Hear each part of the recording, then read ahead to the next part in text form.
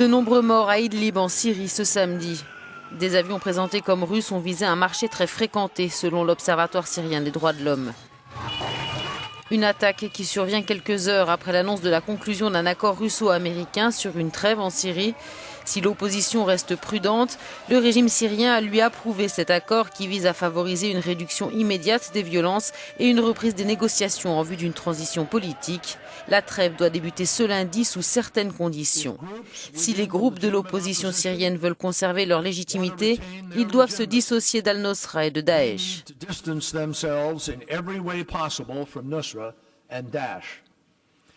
Nous attendons aussi que la Russie fasse en sorte que le gouvernement syrien adhère à toutes nos exigences concernant ses activités aériennes et favorise un accès humanitaire sans obstacle.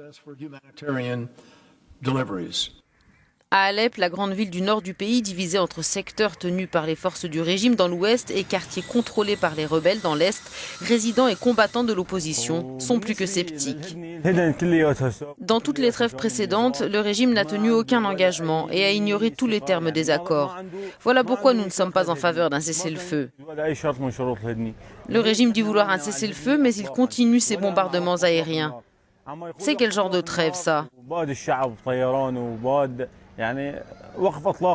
Car à peine la conclusion de l'accord annoncée, l'armée syrienne attaquait les positions tenues par les rebelles à Alep, des raids aériens qui ont fait plus d'une quarantaine de morts et près de 80 blessés.